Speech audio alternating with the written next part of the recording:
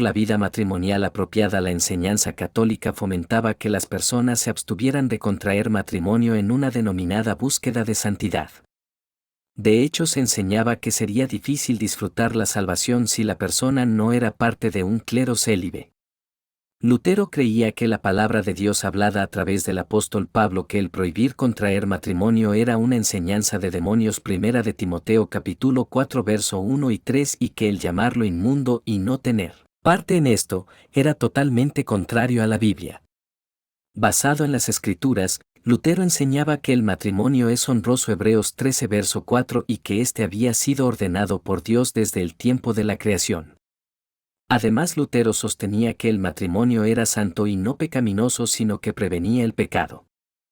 Martín Lutero y su amada esposa Katie Luther. Durante el tiempo que Lutero estuvo escondido en el castillo en Wartburg, él pasaba su tiempo traduciendo el Nuevo Testamento y escribiendo un número de artículos y tratados.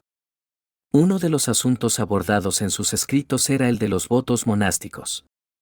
Lutero sentía la carga de que los monjes y monjas fueran liberados en práctica y en sus conciencias del voto de castidad, donde el celibato era obligatorio.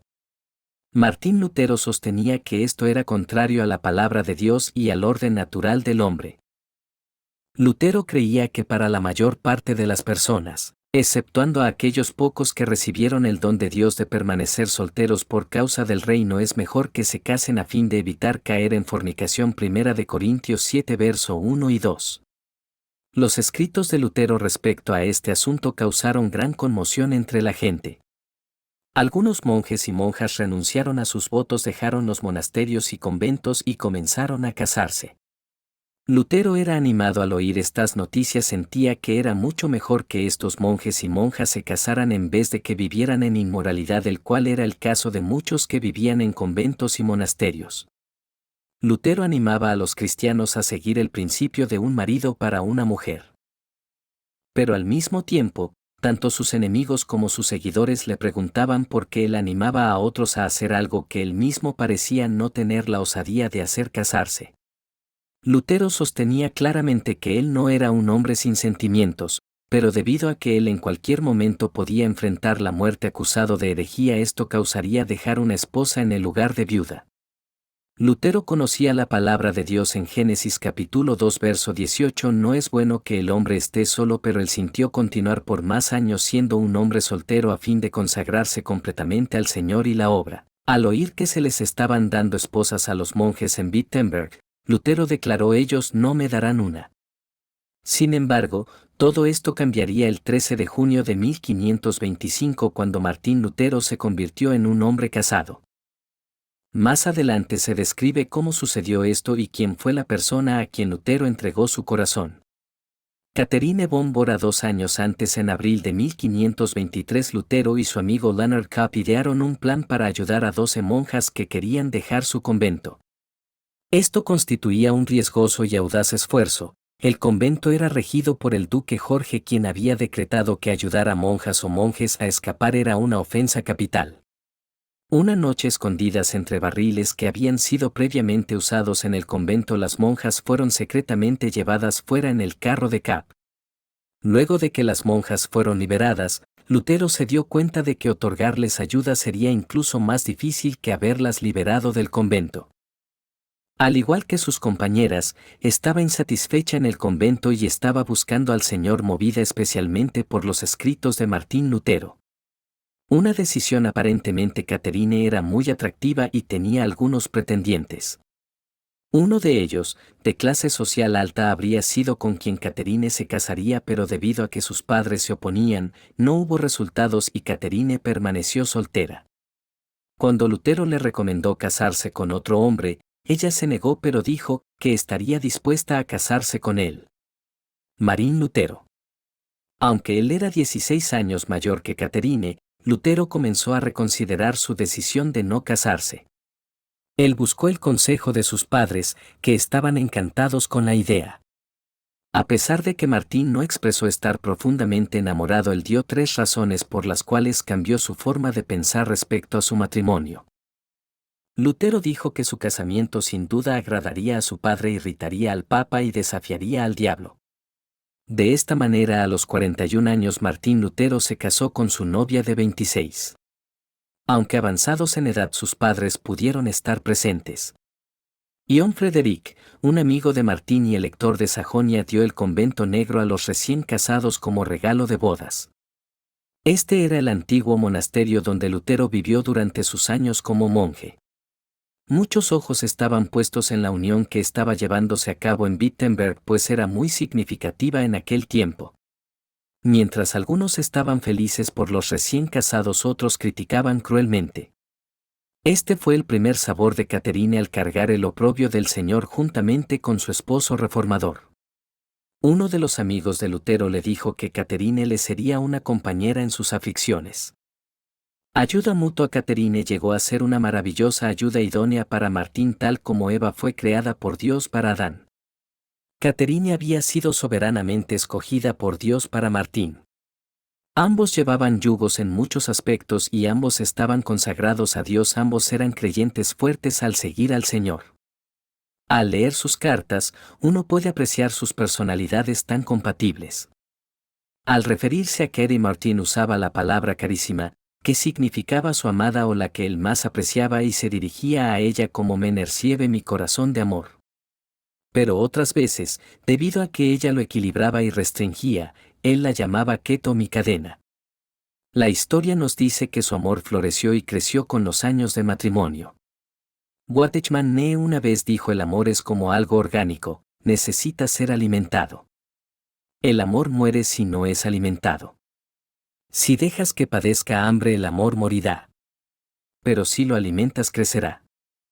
Durante su matrimonio, Martín y Kerry aprendieron a amarse, valorarse y respetarse. Más tarde, Martín expresó: si perdiese a mi Katie no volvería a casarme aunque me ofrecieran una princesa. Ellos eran verdaderos coherederos de la gracia de la vida. Primera de Pedro capítulo 3 verso 7. Una mujer virtuosa y una madre amorosa. Con el tiempo, Katie y Martín fueron bendecidos con 6 niños: Hans, Elizabeth, Magdalene, Martin, Paul y Margaret. Caterine fue una esposa y madre amorosa y una buena administradora de todos los asuntos que involucraban el cuidado del hogar y los negocios de la familia. Ella transformó el convento negro en un hogar cómodo, una proeza desafiadora. El convento funcionaba como hogar, hostal y hospital donde Katie era quien administraba. Había tiempos en los que las 40 habitaciones estaban ocupadas, no solo con sus propios hijos, sino con otros parientes, amigos, estudiantes pobres y diferentes huéspedes y refugiados.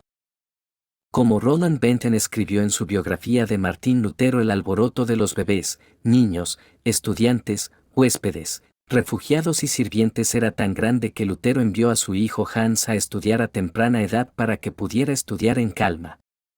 Katie fue una diligente administradora de todos los asuntos de la casa, los cuales incluía un jardín, una huerta, un estanque de peces y un establo lleno de animales de granja.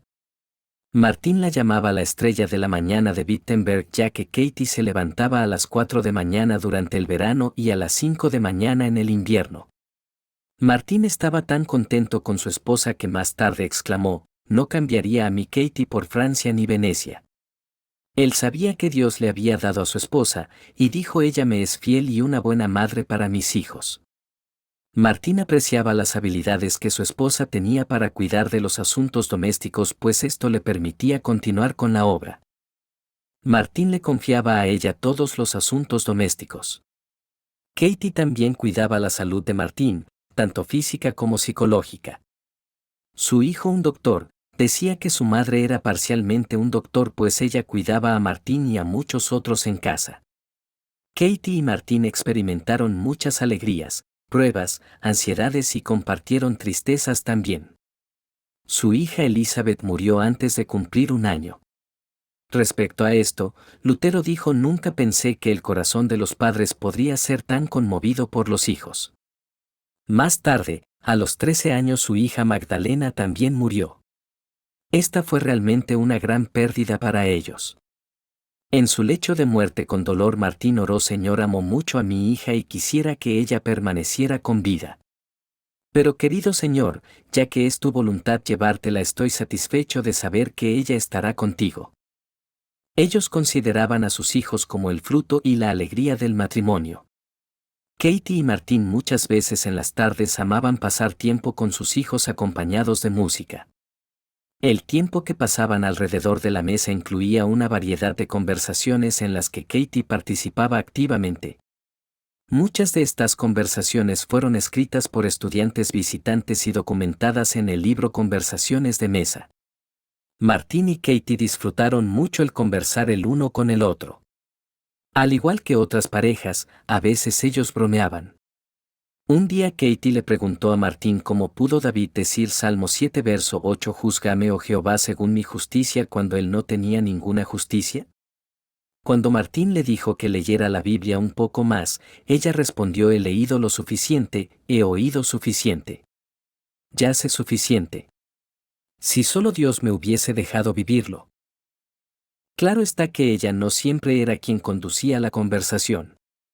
Una vez ella le dijo a Martín que le había sido difícil creer que Dios le había ordenado a Abraham matar a su propio hijo. Ella dijo: Dios no le habría hecho esto a su hijo. Martín le respondió: pero Katie, él lo hizo.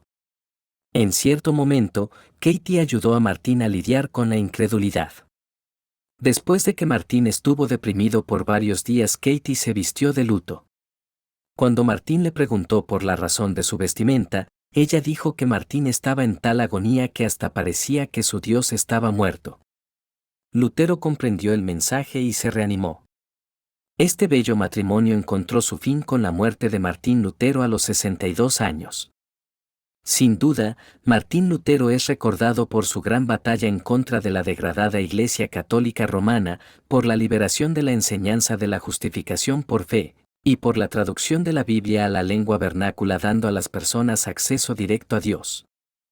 Sin embargo, como podemos ver, su matrimonio con Katie y su vida familiar también fue un gran testimonio para los creyentes de aquellos días y, en particular, tuvo un gran impacto en el pueblo alemán. La apreciación de Roland Benton fue el Martín Lutero que se casó a fin de ser un testimonio de su fe. En realidad estableció un hogar e hizo mucho más que cualquier otra persona al definir las relaciones domésticas en Alemania por los siguientes 4 siglos. Como dice en Proverbios capítulo 18 verso 22, al encontrar a su esposa Katie, Martín Lutero alcanzó el favor de Jehová. Ella era como la mujer virtuosa descrita en Proverbios capítulo 31 verso 11 y 12, quien fue una corona para su marido. Martín confiaba en ella, y ella fue buena con él todos los días de su vida. Ella se gozaba al trabajar incluso cuando tenía que despertarse, aun cuando estaba oscuro, para cuidar su hogar. Ella extendía su mano a los afligidos y a menudo suplía a los necesitados. Fuerza y dignidad fueron sus vestiduras. Ella vigilaba de cerca los asuntos domésticos, y no comía el pan de la ociosidad. Luego de que su marido durmió con el Señor, Katie continuó por 6 años más. Ella se encargó del convento por un tiempo, al alquilar habitaciones para los estudiantes hasta que se desató la guerra en Wittenberg y tuvo que huir con sus hijos. Caterina intentó volver y reconstruir un par de veces, pero la guerra y la pestilencia la mantuvieron alejada de restablecer su hogar. Al ir huyendo de una plaga, Katie tuvo un terrible accidente del cual nunca logró recuperarse y fue a dormir con el Señor a la edad de 53. Sus últimas palabras fueron: me aferraré a Cristo como una hoja seca a un abrigo. Qué dulce testimonio nos ha dado la familia Lutero a través de su matrimonio y vida familiar. Martín Lutero escribió: el enamoramiento juvenil no perdura. Él consideraba tal amor como aquel vino que se acabó en las bodas de Caná. Mas también dijo: nada es más dulce que la armonía en el matrimonio, y nada más angustiante que la discordia.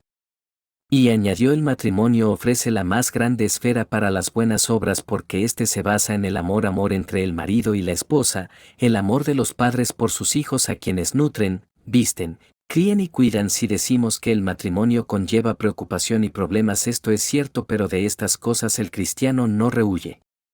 Que todos aprendamos del modelo presentado por esta pareja. Estamos agradecidos por el testimonio de esta querida hermana y esposa de Martín Lutero, Catherine von Bora. 95 Tesis de Martín Lutero. En 1517 Fray Martín Lutero envió al arzobispo de Magdeburgo, Alberto de Brandeburgo, una carta pidiendo se pusiera fin a los abusos en la predicación de las indulgencias en la diócesis e instándole a una controversia sobre el tema. Adosaba sus 95 tesis sobre las indulgencias que aquí presentamos. En la carta, el fraile Agustino le decía al arzobispo: «Perdóname, reverendísimo Padre en Cristo y Príncipe ilustrísimo, que yo de los hombres, sea tan temerario, que me atreva a dirigir esta carta a la cumbre de tu sublimidad bajo tu preclarísimo nombre. Se hacen circular indulgencias papales para la fábrica de San Pedro, en las cuales yo no denuncio las exclamaciones de los predicadores, pues, o las he oído, sino que lamento las falsísimas ideas que concibe el pueblo por causa de ellos. Punto a saber que las infelices almas, si compran las letras de indulgencia, están seguras de su salvación eterna. Ítem que las almas vuelan del purgatorio apenas se deposita la contribución en la caja. Además que son tan grandes los favores que no hay pecado, por enorme que sea, que no pueda ser perdonado, aunque uno hubiera violado hipótesis imposible a la misma Madre de Dios, y que el hombre queda libre por estas indulgencias de toda pena y culpa. Oh Dios santo, tal es la doctrina perniciosa que se da, Padre óptimo, a las almas encomendadas a tus cuidados. Y se hace cada vez más grave la cuenta que has de rendir de todo esto. Por eso no pude por más tiempo, calla que hacer, excelentísimo prelado e ilustrísimo príncipe, sino rogar a tu reverendísima paternidad se digne mirar esto con ojos de paternal solicitud». El arzobispo había contraído una copiosa deuda con los conocidos banqueros Fugger, que le habían adelantado dinero para poder hacerse de una tercera diócesis, Maguncia. El dispositivo ideado para saldar la deuda fue que la mitad de las limosnas recogidas en la predicación de la indulgencia irían a parar a manos de los banqueros y la otra mitad iría a las arcas de la Cámara Apostólica. Este hecho, sumado a una teología equivocada sobre los efectos de la indulgencia en los muertos, se decía en la predicación popular: «No bien cae la limosna en el cestillo, el alma sale del purgatorio», inflamó a toda Alemania. Históricamente debemos ser críticos sobre la tradición que hace a Lutero clavando las tesis en la puerta de la iglesia de Wittenberg. Más bien, el motivo de la difusión de las tesis hay que explicarlo por la respuesta que daban a un verdadero antirromanismo presente en todos los estamentos de la sociedad alemana. Oración de Lutero: «Señor Dios, tú me has puesto en tarea de dirigir y pastorear la iglesia. Tú ves cuán inepto soy para cumplir tan grande y difícil misión, y si yo lo hubiese intentado, sin contar contigo, desde luego, lo habría echado todo a perder. Por eso clamo a ti. Gustoso quisiera ofrecer mi boca y disponer mi corazón para este menester. Deseo enseñar al pueblo, pero también quiero por mi parte aprender yo mismo continuamente y manejar tu palabra, habiéndola meditado con diligencia. Como instrumento tuyo utilízame. Amado Señor, no me abandones en modo alguno, pues, donde yo estuviera solo, fácilmente lo echaría todo a perder. Amén». 6. El Papa no puede remitir culpa alguna, sino declarando y testimoniando que ha sido remitida por Dios, o remitiéndola con certeza en los casos que se ha reservado. Si estos fuesen menospreciados, la culpa subsistirá íntegramente. 7. De ningún modo Dios remite la culpa a nadie, sin que al mismo tiempo lo humille y lo someta en todas las cosas al sacerdote, su vicario. 8. Los cánones penitenciales han sido impuestos únicamente a los vivientes y nada debe ser impuesto a los moribundos, basándose en los cánones. 9. Por ello, el Espíritu Santo nos beneficia en la persona del Papa, quien en sus decretos siempre hace una excepción en caso de muerte y de necesidad. Más 10. Mal y torpemente proceden los sacerdotes que reservan a los moribundos penas canónicas en el purgatorio. 12. Esta cizaña, cual la de transformar la pena canónica en pena para el purgatorio, parece por cierto haber sido sembrada mientras los obispos dormían. 13. Antiguamente las penas canónicas no se imponían después, sino antes de la absolución, como prueba de la verdadera contrición. 14. Los moribundos son absueltos de todas sus culpas a causa de la muerte y ya son muertos para las leyes canónicas, quedando de derecho exentos de ellas. 15. Una pureza o caridad imperfectas traen consigo para el moribundo, necesariamente, gran miedo, el cual es tanto mayor cuanto menor sean aquellas. 16. Este temor y horror son suficientes por sí solos, por no hablar de otras cosas, para constituir la pena del purgatorio, puesto que están muy cerca del horror de la desesperación. 22. En consecuencia, yerran aquellos predicadores de indulgencias que afirman que el hombre es absuelto a la vez que salvo de toda pena a causa de las indulgencias del Papa. 23. De modo que el Papa no remite pena alguna a las almas del purgatorio que según los cánones ellas debían haber pagado en esta vida. 24. Si a alguien se le puede conceder en todo sentido una remisión de todas las penas, es seguro que ello solamente puede otorgarse a los más perfectos, es decir, muy pocos. 25. Por esta razón la mayor parte de la gente es necesariamente engañada por esa indiscriminada y jactanciosa promesa de la liberación de las penas. 26. El poder que el Papa tiene universalmente sobre el purgatorio, cualquier obispo o cura lo posee en particular sobre su diócesis o parroquia. 27. Muy bien procede el Papa al dar la remisión a las almas del purgatorio no en virtud del poder de las llaves que no posee, sino por vía de la intercesión. 28. Mera doctrina humana predican aquellos que aseveran que tan pronto suena la moneda que se echa en la caja el alma sale volando. 29. Cierto es que cuando al tintinear la moneda cae en la caja el lucro y la avaricia pueden ir en aumento, más la intercesión de la Iglesia depende solo de la voluntad de Dios. 30. ¿Quién sabe acaso si todas las almas del purgatorio desean ser redimidas? Hay que recordar lo que según la leyenda aconteció con San Severino y San Pascual. 31. Nadie está seguro de la sinceridad de su propia contrición y mucho menos de que haya obtenido la remisión plenaria. 32. Cuán raro es el hombre verdaderamente penitente, tan raro como el que en verdad adquiere indulgencias, es decir que el tal es rarísimo. 39. No obstante, la remisión y la participación otorgadas por el Papa no han de menospreciarse en manera alguna porque, como ya he dicho, constituyen un anuncio de la remisión divina. 40. Es dificilísimo, hasta para los teólogos más brillantes, ensalzar al mismo tiempo ante el pueblo la prodigalidad de las indulgencias y la verdad de la contrición. 41. La verdadera contrición busca y ama las penas, pero la profusión de las indulgencias relaja y hace que las penas sean odiadas, por lo menos da ocasión para ello. 42. Las indulgencias apostólicas deben predicarse con cautela para que el pueblo no crea equivocadamente que deban ser preferidas a las demás buenas obras de caridad. 43. Debe enseñarse a los cristianos que no es la intención del Papa, en manera alguna, que la compra de indulgencias se compare con las obras de misericordia. 44. Hay que instruir a los cristianos que aquel que socorre al pobre o ayuda al indigente realiza una obra mayor que si comprase indulgencias.